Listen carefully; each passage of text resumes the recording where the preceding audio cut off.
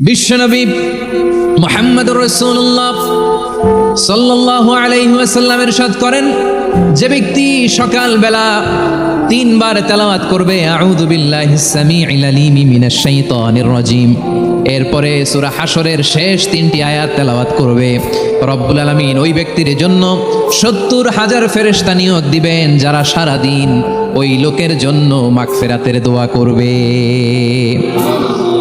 শুধু এখানেই শেষ নয়, বিশ্বনবী ফরমান ওয়া ইন মাতা ফি যালিকাল ইয়াউমি মাতা শাহীদান, ওই দিন যদি ওই ব্যক্তিটা ইন্তেকাল করে সে শহীদ হয়ে কিয়ামতের দিন আল্লাহর সামনে দাঁড়াবে।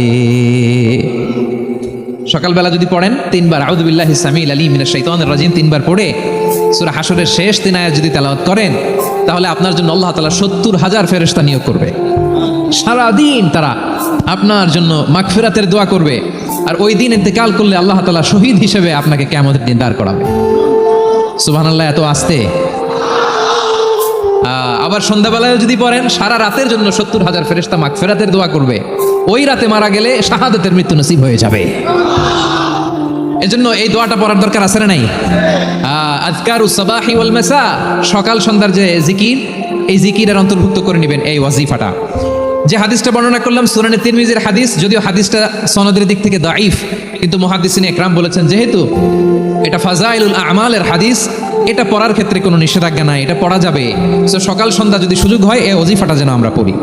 এই তিনটি আয়াতের ভেতরে আল্লাহ তাআলা তার 14টি গুণবাচক নাম উল্লেখ করে দিয়েছেন। কয়টি? আওয়াজ করে বলেন তো, যারা শুনতে পেয়েছেন বলেন, এই তিনটি আয়াতের মধ্যে আল্লাহর কয়টি সুন্দর সুন্দর গুণবাচক নাম আছে বলেন তো? কয়টি?